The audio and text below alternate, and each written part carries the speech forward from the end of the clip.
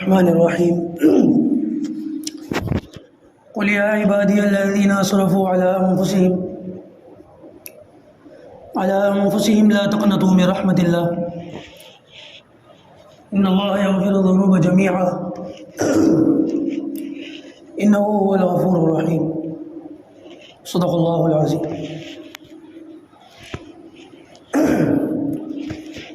اللہ تبارک و تعالیٰ امت کے تمام بیماروں کو شفا عطا فرمائے۔ آج طبیعت تھوڑی ناساز ہے، اس لیے بات چیت کرتے کرتے آپ لوگوں کو تھوڑی سی میری کھانسی برداشت کرنی پڑے گی۔ گزشتہ جمعے میں بات ہوئی تھی توبہ کے موضوع پر۔ انسان سے گناہ ہو جاتے ہیں، گناہوں کی وجہ سے پھر انسان نافرمانی میں بڑھتا چلا جاتا ہے، اور اس کا واحد حل یہی ہے کہ انسان اللہ تبارک و تعالیٰ کے حضور توبہ کرے۔ توبہ کی شرائط بھی میں نے بتا دی تھی، توبہ کیسے کرنی چاہیے، کن کن باتوں کا خیال رکھنا چاہیے۔ بعض حضرات کہتے ہیں کہ جی ہم توبہ کر لیتے ہیں، سچے من سے پکے دل سے توبہ کر لیتے ہیں، اور اپنے دوستوں کو بھی چھوڑ دیتے ہیں، وہ برے دوست جو گناہ کی طرف لے کر کے جاتے ہیں ان کے ماحول کو بھی چھوڑ دیتے ہیں۔ توبہ بھی کر لی اور جس برے ماحول میں رہتے تھے اس برے ماحول کو بھی چھوڑ دیا، لیکن وہ دوست فون کرتے ہیں، میسج کرتے ہیں، بار بار اپنے اس پرانے ماحول کی طرف ہمیں دعوت دیتے ہیں، حالانکہ ہم پکی توبہ کر چکے ہوتے ہیں، لیکن وہ لوگ جب اصرار کرتے ہیں نا تو بار بار ان کے ضد کرنے کی وجہ سے دوبارہ اس پرانے ماحول میں جانا پڑ جاتا ہے۔ سوچ کر جاتے ہیں کہ نہیں دوبارہ یہ گناہ اختیار نہیں کریں گے، لیکن ایک بار دو بار چار بار دوبارہ اس گناہ کے اندر ملوث ہو جاتے ہیں۔ تو اس کا کیا حل ہے؟ تو اس کا آسان حل یہی ہے کہ بندے کو اپنی توبہ کے بعد پختہ ہونا پڑے گا، سٹینڈ لینا پڑے گا، اس کے بغیر کوئی حل نہیں ہے۔ ایک صحابی کا واقعہ ہے، ایمان لانے سے پہلے زمانہ جاہلیت میں ایک عورت ان کو پسند تھی، ابھی اللہ کے رسول صلی اللہ علیہ وسلم پر ایمان نہیں لائے، ایمان لانے سے پہلے کا واقعہ ہے۔ ایک عورت تھی اور اس کو اچھی لگتی تھی اور اس کو یہ بری بات کی طرف بلاتے تھے۔ اللہ کی شان کے انہوں نے نبی کریم صلی اللہ علیہ وسلم پر کلمہ پڑھ لیا، ایمان لے آئے، اور ایک عرصے کے بعد وہ عورت دوبارہ مل گئی۔ اس عورت نے دیکھ کر پہچان لیا کہ یہ وہی شخص ہے جو کچھ ٹائم پہلے مجھ پر فدا تھا، برائی کی طرف مجھے بلاتا تھا۔ تو ان صحابی سے وہ عورت کہنے لگی کہ بڑے وقت کے بعد تم نظر آئے ہو، اور بڑے مزے کی بات یہ ہے کہ میرا شوہر بھی سفر پر گیا ہوا ہے، تو تم آج رات کو میرے قریب آنا۔ تو وہ صحابی کہنے لگے کہ وہ دن اور تھے جب ہم گمنامی کی زندگی گزارتے تھے، اب اللہ تعالیٰ نے مجھے ہدایت دے دی، میں دوبارہ اس گناہ کی طرف نہیں آؤں گا۔ اس نے بار بار ضد کی، یہ بار بار منع کرتے رہے، بالآخر اس عورت نے محسوس کیا کہ یہ جو صحابی ہیں یہ بات کرتے وقت اس کے چہرے پر بھی نہیں دیکھ رہے، جیسے زمین پہ کوئی چیز گری ہوئی ہوتی ہے نا اور انسان اس گری ہوئی چیز کو ڈھونڈ رہا ہوتا ہے، اس طرح سے زمین کی طرف اپنی نظروں کو دوڑا رہے ہیں۔ تو اس عورت نے پوچھا کہ میری طرف دیکھتے کیوں نہیں ہو؟ تم تو وہی ہو جو مجھ پر عاشق رہتے تھے، میری ایک جھلک دیکھنے کے لیے تم پاگل رہتے تھے، اور آج تم میرے چہرے کی طرف بھی نظر نہیں کر رہے، کیا وجہ ہے؟ تو کہنے لگے کہ میں ایک چہرے کو دیکھ آیا ہوں، اس کو دیکھنے کے بعد پھر کسی اور چہرے کو دیکھنے کا دل نہیں چاہتا۔ نبی کریم صلی اللہ علیہ وسلم کا چہرہ بالآخر جب اس عورت نے بار بار ضد کی نا تو انہوں نے پلٹ کر کہہ دیا کہ اگر تم نے بار بار مجھے اس گناہ کی طرف بلایا تو میں تیری جان لے لوں گا۔ جب اس عورت کو جان کا خطرہ محسوس ہوا نا انہوں نے سوچا چھوڑو، کون اس پر محنت کرے، کون کوشش کرے، اس نے چھوڑ دیا اور یہ گناہوں سے بچ گئے۔ تو بھائی پختگی تو اپنے اندر لانی پڑے گی. پرانے ماحول کے، پرانے دوست کے، پرانے لوگ آپ کو بلاتے ہوں، کتنا ہی وہ فون کرتے ہوں، میسج کرتے ہوں، آپ کو عزم کرنا پڑے گا، ان کے سامنے ڈٹنا پڑے گا، تبھی ان کی دعوت جو ہے نا وہ ختم ہوگی، برائی کی طرف کی دعوت. اچھا جی، کچھ لوگ یہ کہتے ہیں کہ ہم توبہ تو کر لیتے ہیں، گناہ بھی چھوڑ دیتے ہیں، لیکن وہ پرانے گناہ یاد آتے رہتے ہیں. کمبخت یاد بہت آتی ہے، ایسے کرتے تھے، ایسے کرتے تھے. اور بعض مرتبہ ان گناہوں کی یاد آنے کی وجہ سے پھر ان گناہوں کو توبہ کرنے کے بعد کرنے کا دل کرنے لگتا ہے. گناہ کرتے تھے، توبہ کر لی، گناہ چھوڑ دیے، کچھ ٹائم کے بعد گناہ یاد آنے لگے اور دل چاہنے لگا کہ لاؤ کر لیتا ہوں. تو اس کا کیا حل ہے؟ تو بھائی جب کبھی بھی اس قسم کی کوئی بات آئے، اس قسم کا کوئی خیال آئے، تو اللہ تبارک و تعالیٰ کے حضور توبہ استغفار کرنا چاہیے. بار بار توبہ کریں، پھر استغفار کریں. پھر جب اس قسم کا خیال آئے، پھر اللہ تبارک و تعالیٰ کے سامنے کھڑے ہو کر کے وہ ایک شخص کا واقعہ ہے کہ اللہ کہ میری کاسمیٹک کی دکان تھی، اور کاسمیٹک کی دکان میں خواتین زیادہ آتی. کہ لگے میں تو اپنا سودا بیچتا تھا، لیکن جب خواتین زیادہ آنے لگی تو میری نیت خراب ہو گئی. ہر آنے جانے والی خاتون کو میں نے دیکھنا شروع کر دیا، اور دیکھتے دیکھتے حال یہ ہو گیا کہ میں، اللہ حفاظت فرمائے، خواتین کو دیکھ دیکھ کر برے وسوسوں میں مبتلا ہونا شروع ہو گیا. کسی خاتون کو دیکھتے تو پھر اسی کو امیجن کرنا شروع کر دیا. کتنی بڑی غلط بات ہے، حرام ہے. لیکن کہنے لگے کہ عادت پڑ گئی، عادت پڑ گئی. ایک دن خیال آیا کہ نہیں، یہ کام میں جو کر رہا ہوں یہ اچھا نہیں کر رہا. کسی اللہ والے کے پاس گئے اور جا کر کے ان سے کہا کہ میں اس گناہ سے بچنا چاہتا ہوں، میری حفاظت کر لیجیے، مجھے بتا دیجیے میں کس طریقے سے اس سے بچ سکوں. انہوں نے کہا ایک ہی طریقہ ہے کہ کیا، کہ جب کبھی بھی تم غلطی سے بھی کسی خاتون کو دیکھ لو تو قسم کھا لو کہ جیسے ہی مجھ سے یہ گناہ ہوگا فوراً میں 2 رکعت نماز پڑھوں گا، اسی وقت کام چھوڑوں گا، مسجد جاؤں گا، وضو کروں گا، 2 رکعت نماز پڑھوں گا. تو انہوں نے کہا ٹھیک ہے. شروع میں تو انہوں نے نیت کر لی، اور عادت کے مطابق وہی کوئی خاتون نظر آئی اور اس کے متعلق برا وسوسہ آنا شروع ہوا، فوراً خیال آیا، اور انہوں نے اپنے شیخ کے بتائے ہوئے نسخے پر عمل کیا. فوراً مسجد گئے، 2 رکعت نماز پڑھی، پھر آ گئے اپنی دکان پر. 1-2 بار تو انہوں نے کیا، لیکن جب زیادہ ہونے لگا تو وہ کہنے لگے یہ 2 رکعت مجھ سے نبھے گی نہیں، بار بار نہیں پڑھی جا سکتی. پھر دوبارہ گئے کہ یہ تو بہت زیادہ ہو گیا، میں کیسے 2 رکعت بار بار پڑھوں، دکان کا نقصان ہوتا ہے، بیٹھنے والا کوئی نہیں ہوتا، اتنی دیر میں مسجد جاتا ہوں، وضو کرتا ہوں، نماز پڑھتا ہوں، واپس آتا ہوں، گراہک واپس چلے جاتے ہیں. کمپٹیشن کا دور ہے، مارکیٹ میں اور لوگ بھی بیٹھے ہیں، اور جب میں نظر نہیں آؤں گا تو گراہک میری دکانوں کو چھوڑ چھوڑ کر کے دوسری دکانوں پر چلے جائیں گے، میرے کام کا بھی حرج. تو مجھے کوئی اور ترتیب بتائیے. تو ہو گیا یہ تمہارا کوئی علاج نہیں ہے، یہ نفس کے اوپر یہی تو بوجھ ڈالنا ہے. تو انہوں نے سمجھایا کہ نفس اپنی برائیوں کو تبھی چھوڑتا ہے جب اس کے اوپر بوجھ ڈالا جاتا ہے. میں ایک مثال دیتا ہوں آپ کو. علماء نے لکھی ہے، ایک بہت بڑے عالم دین حضرت مولانا پیر ذوالفقار صاحب، ان کی کتاب ہے خطبات ذوالفقار، بہت شاندار کتاب ہے، اور میرے خیال سے 30-35 جلدوں میں، بہت لمبی چوڑی کتاب ہے. اس کے اندر حضرت نے ایک واقعہ لکھا ہے بڑا شاندار، کہ ایک خاتون تھی، اور اس خاتون کے پاس نا ایک کتا تھا، اور اس خاتون نے اس کتے کو بالکل اپنی اولاد کی طرح محبت دے رکھی تھی، بالکل اولاد کی طرح پیار کرتی تھی. گھر کے اندر جو خود اپنے لیے کھانا پکاتی تھی وہی کتے کو بھی کھلاتی تھی. یعنی کہ ڈاگ فیڈنگ جو ہوتی ہے نا، کتے کا کھانا وہ نہیں دیا جاتا تھا اس کو، اپنے کھانے میں سے اس کو کھلاتی تھی. حتیٰ کہ اتنی محبت کرتی تھی کہ وہ عورت اس کتے کو اپنے ساتھ، اپنے بچے کی طرح اپنے بیڈ پر لٹاتی تھی، اپنے ساتھ سلاتی تھی، اے سی روم کے اندر، ریشم کے بستر پر. اور نعمتیں ملتی رہیں، فائدہ اٹھاتا رہا.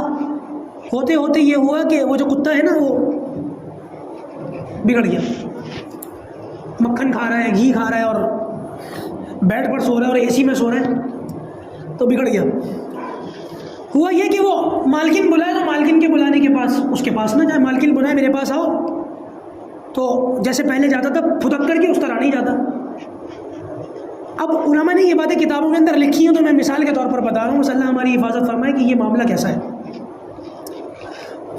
تو کہنے لگی کہ میں جانوروں کے جو تھراپسٹ ہوتے ہیں، ڈاکٹرز ہوتے ہیں، ان کے پاس گئی اور میں نے کئی لوگوں کو اپنے ڈاکٹر کو دکھایا، اپنے کتے کو دکھایا کہ میرا کتا میری بات نہیں مانتا، بیمار ہو گیا ہے، پتہ نہیں کیا ہو گیا ہے، ڈپریشن میں چلا گیا ہے، سمجھ میں نہیں آتا۔ تو بالآخر ایک جگہ جو ہے نا، وہ ایک سمجھدار کوئی ڈاکٹر تھے، ان کے پاس لے کر کے گئی۔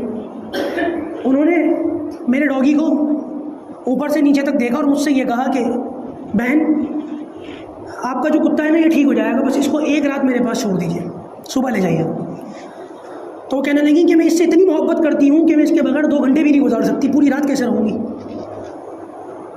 تو وہ کہنے لگی کہ دیکھیے بہن آپ کو اتنا تو کرنا پڑے گا، اگر آپ چاہتی ہیں کہ آپ کا کتا پہلے جیسے آپ کا وفادار ہو جائے تو آپ کو اس کو بالکل میرے پاس چھوڑنا پڑے گا۔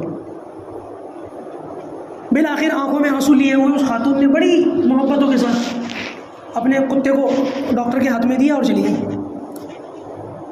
ڈاکٹر نے اپنے کون ہوتے ہیں جو ڈاکٹروں کے پاس بیٹھتے ہیں دوائیاں وائیاں بناتے پیچھے میں، کمپاؤنڈر، ڈاکٹر نے اپنے کمپاؤنڈر کو بلایا اور اس سے کہا کہ اس کتے کو لے جاؤ اور گھوڑوں کے استبل میں باندھ دینا۔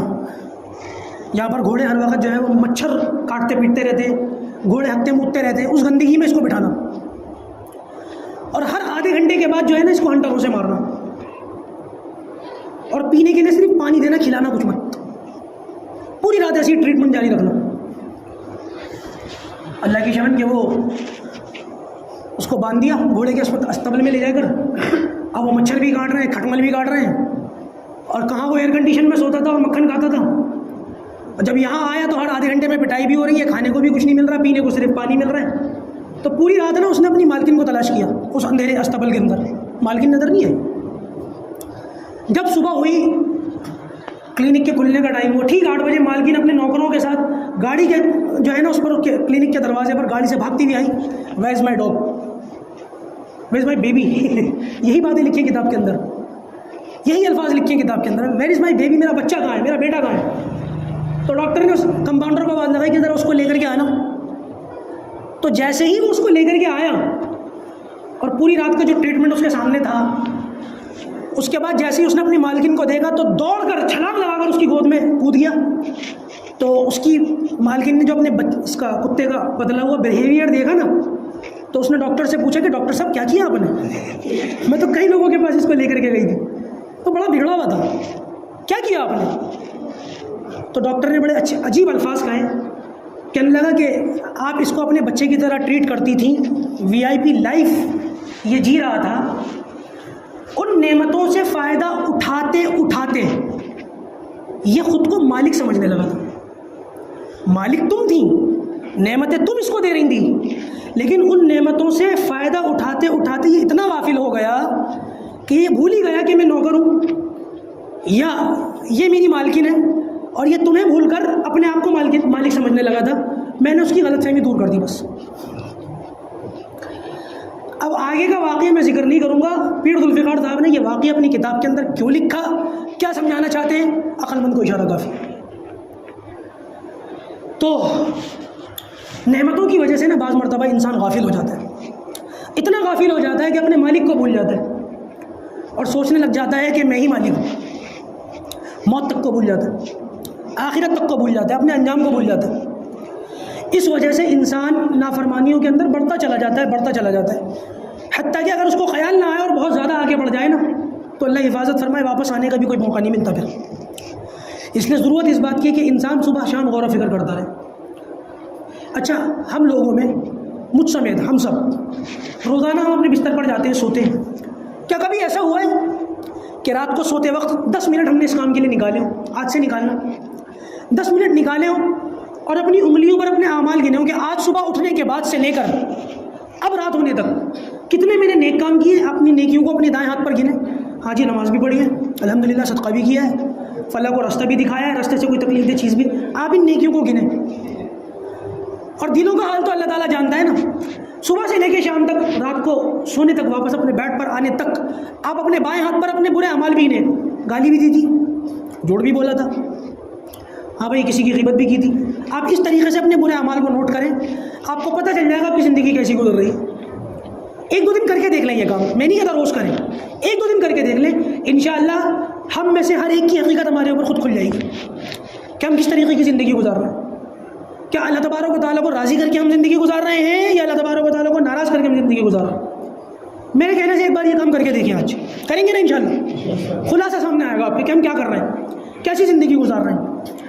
اب میرے خیال سے بہت سارے لوگوں نے نیت کر لی ہوگی کہ رات کو انشاءاللہ حساب لگائیں گے تو آج کا دن بڑا اچھا گزاریں گے. پہلے تو آپ اچھا گزاریں, اچھی بات ہے, توبہ کریں, اللہ تبارک و تعالیٰ ہم سب کو گناہوں سے توبہ کی توفیق دے. لیکن بہتر یہ کہ اپنی روٹین لائف جیسے گزرتی ہے نا ویسے گزرے, اور اس کے بعد پھر حساب لگے تاکہ پتہ چلے کہ کنکلوژن کیا ہے, اور پھر اپنی اس زندگی سے ہم صحیح والی زندگی کی طرف آنے کی توبہ کی توفیق کریں. اچھا پتہ ہے شیطان ایک وسوسہ دیتا ہے. کیا وسوسہ دیتا ہے؟ شیطان یہ وسوسہ دیتا ہے کہ تم گناہ کرو گے, پھر تم توبہ کر لو گے, پھر تم سے توبہ ٹوٹ جائے گی, پھر تم سے گناہ ہو جائے گا. ایسا ہوتا بھی ہے. کچھ لوگ ہوتے ہیں گناہوں سے توبہ کرتے نہیں کرتے, اب پھر بعد میں دوبارہ گناہ ہو جاتے ہیں. مثال کے طور پر ایک انسان ہے, وہ سوچتا ہے کہ اب اسموکنگ نہیں کروں گا. بہت سارے لوگوں کی عادت ہوتی ہے, چھوڑنا چاہتے ہیں چھوڑنا نہیں چھوڑ پاتے. بعض مرتبہ اللہ حفاظت فرمائے کسی بے حیائی کے کام میں کوئی مبتلا ہو جاتا ہے, نظروں کے گناہ میں, آنکھوں کے گناہ میں مبتلا ہو جاتا ہے, چھوڑنا چاہتا ہے کہ میں چھوڑ دوں گا, توبہ بھی کر لیتا ہے, لیکن پھر دوبارہ وہی گناہ ہو جاتا ہے. تو 3-4 بار جب ایسا ہوتا ہے نا, توبہ کر لی پھر گناہ ہو گیا, پھر توبہ کر لی پھر گناہ ہو گیا, اب شیطان یہاں سے اپنا کام شروع کرتا ہے. شیطان آپ کو وسوسہ دیتا ہے, کیا فائدہ ہے ایسی توبہ کا, بار بار تو توبہ توڑ دیتے ہو, پھر توبہ کرتے ہو, پھر گناہ کر جاتے ہو, پھر توبہ کرتے ہو, بہتر ہے توبہ ہی نہ کرو. یہ وسوسہ کئی لوگوں کو آتا ہے کہ بھائی جب توبہ کر کے توڑنا ہی ہے تو اس سے بہتر ہے توبہ کرو ہی مت, چلو بھائی چھٹی. یہ شیطان کا وسوسہ ہے. یہ بات یاد رکھیے گا. میں آپ کو مثال سے سمجھاؤں. ایک انسان ہے, گرمی کا موسم ہے اور اس کو پسینے آ رہے ہیں. اب گھر والے اس سے یہ کہیں بھائی ایک کام کرو, تھوڑا ٹھنڈے پانی سے نہا لو, گرمی کے موسم میں پسینے بھی آ رہے ہیں تو میں فریش ہو جاؤ گے. تو پلٹ کر اگر وہ یہ جواب دے کیا فائدہ نہانے کا, پھر پسینے آ جائیں گے, اس سے بہتر ہے میں نہاتا ہی نہیں. یہ لاجک ٹھیک ہے؟ ایک انسان کے کپڑے میلے ہو رہے ہوں اور اس سے یہ کہا جائے بھائی میلے کپڑے مت پہنو, دھو لو ان کو تاکہ یہ کپڑے صاف ہو جائیں. وہ پلٹ کے یہ کہ کیا فائدہ ان کو دھونے کا, پھر میلے ہو جائیں گے. یہ عقل مندی کی بات ہے. تو بھائی دوبارہ پسینہ آئے گا اس بات کی وجہ سے نہ نہانا, اور کپڑا میلا ہو جائے گا اس بات کی وجہ سے کپڑا نہ دھونا, یہ عقل مندی کی بات نہیں ہے. اسی طریقے سے ہم سے توبہ ٹوٹ جائے گی یہ سوچ کر توبہ ہی نہ کرنا, یہ عقل مندی کی بات نہیں ہے. اچھا مجھے ایک بات بتائیں, آپ کے موبائل کے اندر 1000 میسیج ہیں. کتنے میسیج ہیں؟ 1000. آپ نے وہ سارے ڈیلیٹ کر دیے, دوبارہ 100 میسیج آ گئے اس میں, تو کم سے کم وہ 1100 تو نہیں ہوں گے. آپ سوئی تو ہوں گے نا, تو 1100 سے زیادہ بہتر سوئیں. تو بہتر یہ ہے کہ جب گناہ ہو جائے گا اللہ تبارک و تعالیٰ سے پھر دوبارہ, یہ نہیں کہ جان بوجھ کے توبہ کرتے وقت میں کر لوں گا دوبارہ, یہ نہیں. سوچ سمجھ کے, جگہ طے کر کے, ٹائم طے کر کے, وقت طے کر کے دوبارہ وہی گناہ کرنا, اور یہ سوچ کر کے توبہ کرنا, یہ توبہ نہیں ہے میرے بھائی. توبہ کرتے وقت یہ نیت ہونی چاہیے کہ انشاءاللہ میں اس گناہ کو ہمیشہ ہمیشہ کے لیے چھوڑ رہا ہوں. دوبارہ اگر مجھ سے ہو گیا تو پھر توبہ کر لوں گا, لیکن دوبارہ اس گناہ میں جاؤں گا نہیں جان بوجھ کر. یہ سوچ کر کے تو توبہ کرے نا, تو انشاءاللہ عز و جل. دیکھیں جب انسان, خاص طور سے یہاں پر نوجوان بیٹھے ہوئے, اور اللہ حفاظت فرمائے نوجوان 95% بے حیائی کے گناہ میں زیادہ مبتلا ہے. بے حیائی کے گناہ میں زیادہ مبتلا ہے. نظروں کا گناہ, آنکھوں کا گناہ, اور یہ کبھی بڑی اسکرین پر بھی ہوتا ہے, کبھی چھوٹی اسکرین پر بھی ہوتا ہے. وہ اسکرین جو کمروں میں بھی لگی ہوئی ہے اور وہ اسکرین جو جیبوں میں بھی رکھی ہوئی ہے. اور یہ جو گناہ ہوتا ہے نا, یہ بڑا خطرناک ہوتا ہے. اور ایک بات اور یاد رکھیے گا کہ نافرمانی کا بہت بڑا نقصان یہ ہے, اور خاص طور سے اس بے حیائی کے کام کا ایک بہت بڑا نقصان یہ ہے کہ مرتے وقت کلمہ نصیب نہیں ہوتا. جو انسان بار بار گناہ کرتا ہے اور گناہ کا عادی ہو جاتا ہے, پھر اس کو مرتے وقت کلمہ نصیب نہیں ہوتا. تنہائیوں میں گناہ کرنا بہت آسان ہے, لیکن آپ اندازہ لگائیں کہ روایت کے اندر آتا ہے کہ جو شخص اس بے حیائی کے کام میں مبتلا ہوتا ہے, اس کے جسم کے ایک ایک ٹشو میں, روم کے اندر اس کو عذاب دیا جائے کہ جب یہ گناہ کر رہا تھا سب سے چھپ کر, اس موقع کے اوپر جو ہے وہ اس کے جسم کے ہر حصے نے لذت محسوس کی تھی, لہٰذا جیسے ہر جسم کے ہر حصے میں لذت محسوس ہوئی تھی ویسے ہی ہر حصے میں عذاب الگ سے دیا جائے۔ کتنے لوگ ہیں ہم میں سے جو چاہتے ہیں مرتے وقت کلمہ نصیب؟ ہر بندہ چاہتا ہے، لیکن جب کلموں کے تقاضوں کے مطابق زندگی نہیں گزرتی پھر ظاہر سی بات ہے موت کے وقت کلمہ بھی نصیب نہیں ہوتا۔ ایک ڈاکٹر صاحب انہوں نے کتاب لکھی ہے، اور اس کتاب کے اندر انہوں نے خود بتایا کہ میں نے اپنی زندگی میں 100 کے قریب لوگوں کو مرتے وقت کلمے کی تلقین کی۔ 100 کے قریب لوگ ایسے جو میرے سامنے مر رہے تھے، اور میں نے ان کو مرتے وقت کلمے کی تلقین کی، ان کے سامنے کلمہ پڑھا۔ ان 100 میں سے یقین مانی کا صرف 2-3 تھے جنہوں نے کلمہ پڑھا، باقی سب کلمے سے محروم چلے گئے، ان گناہوں میں مبتلا ہونے کی وجہ سے، توبہ نہ کرنے کی وجہ سے۔ آپ ان کو ہلکا نہ سمجھا کریں، یہ بعض مرتبہ انسان کو اللہ تبارک و تعالیٰ کی رحمت سے اور اس کی مغفرت تک سے محروم کر دیتے ہیں۔ 10 سیکنڈ 20 سیکنڈ کی لذت ہوتی ہے، مشکل سے 10 سیکنڈ 20 سیکنڈ کی لذت، اور اس کے بعد دنیا کا بھی نقصان، آخرت کا بھی نقصان۔ اللہ تعالیٰ تو ناراض ہوتا ہی ہوتا ہے، لیکن آپ نے ساتھ میں یہ بھی دیکھا ہوگا کہ جو ہے وہ نوجوان اگر خدا نہ خواستہ کسی بے حیائی کے گناہ میں مبتلا ہو جائے تو اس کی صحت بھی خراب ہو جاتی ہے، عام طور سے اس سے چلا پھرا بھی نہیں جاتا، کوئی بھاری بھرکم کام بھی نہیں کیا جاتا۔ کیوں؟ کیونکہ وہ اس غلطی میں مبتلا ہو گیا کہ اپنی صحت اپنے ہاتھوں سے خراب کر رہا ہے۔ تو میرے دوستوں اور خاص طور سے نوجوان بھائیوں، ضرورت اس بات کی ہے کہ ہم ان گناہوں سے توبہ کریں۔ ایک خاتون تھی نبی کریم صلی اللہ علیہ وسلم کے زمانے میں، صحابیہ، کوئی چھوٹی ہستی نہیں، بہت بڑی صحابی ہونا کوئی چھوٹی بات نہیں ہوتی۔ نبی کریم صلی اللہ علیہ وسلم کے پاس آئیں، یا رسول اللہ مجھ سے بے حیائی کا کام ہو گیا۔ آپ صلی اللہ علیہ وسلم نے اس عورت کو جھٹکنے کے لیے، تو پاگل ہو گئی ہے، تجھے وہم ہو گیا ہوگا، جا یہاں سے۔ صحابہ بیٹھے ہوئے جیسے آپ لوگ بیٹھے ہوئے، بڑے مجمع کے اندر اس نے آ کر کے کہا، یا رسول اللہ مجھ سے بے حیائی کا کام ہو گیا۔ آپ صلی اللہ علیہ وسلم نے فرمایا، ارے تو اس کو سمجھاؤ، لوگوں سے کہا اس کو سمجھاؤ، اس کو وہم ہو گیا ہوگا، یہ کسی وسوسے میں چلی جاتی، جان بچ جاتی۔ 4 بار کہا اس نے اللہ کے رسول، 4 بار، یا رسول اللہ مجھ سے بے حیائی کا کام ہو گیا، یا رسول اللہ مجھ سے بے حیائی کا کام ہو گیا، 4 مرتبہ کہا۔ 4 مرتبہ سننے کے بعد نبی کریم صلی اللہ علیہ وسلم نے ارشاد فرمایا کہ بہن تم جاؤ، تم سے وسوسہ ہو گیا ہوگا، تمہیں خیالات آ رہے ہوں گے، تمہیں وہم ہو گیا ہوگا۔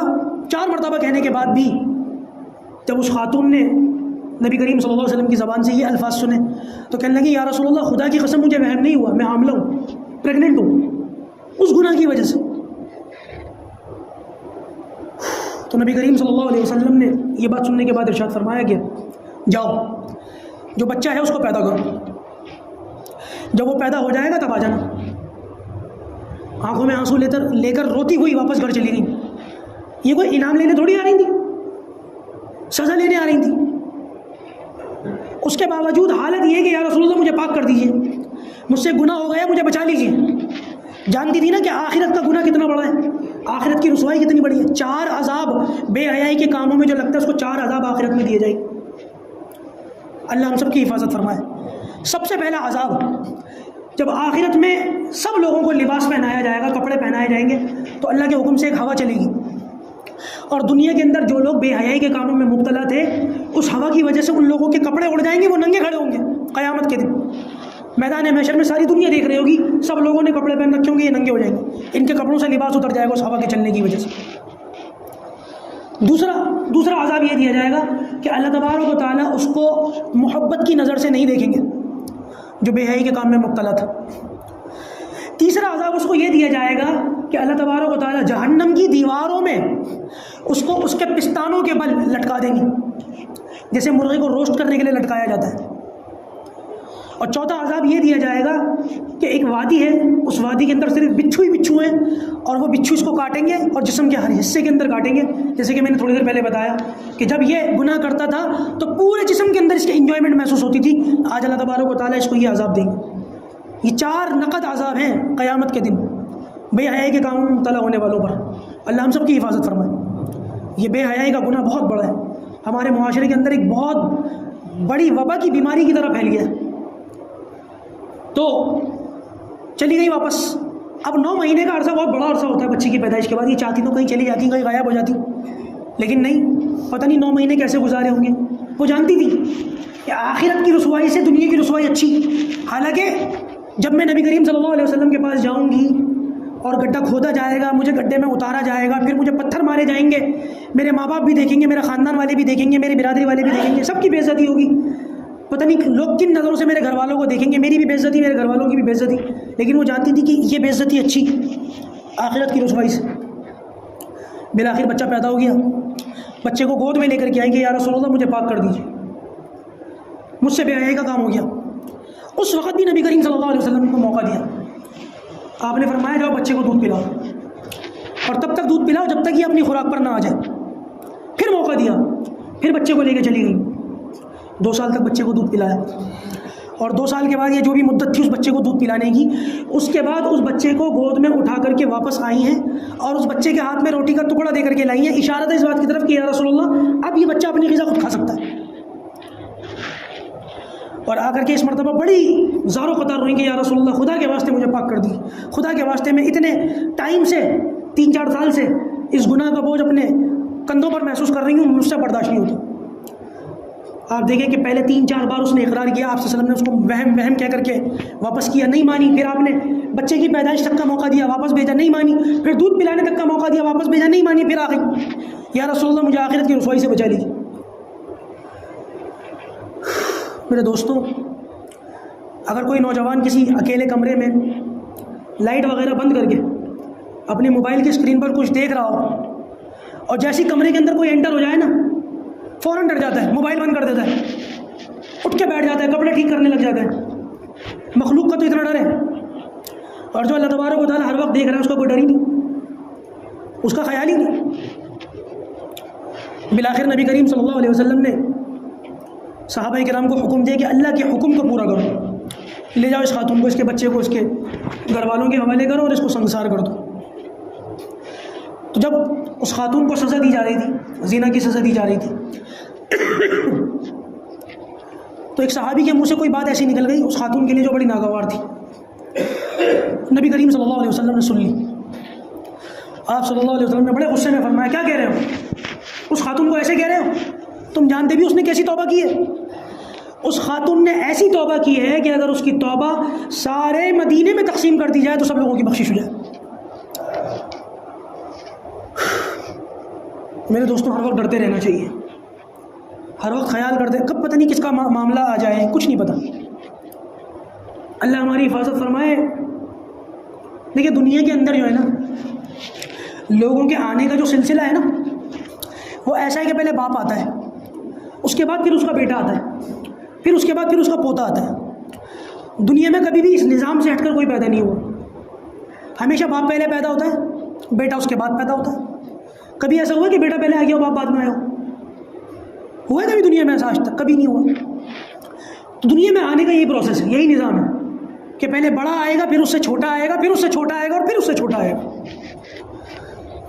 لیکن آپ مجھے بتائیں دنیا سے جانے کا بھی یہی نظام ہے؟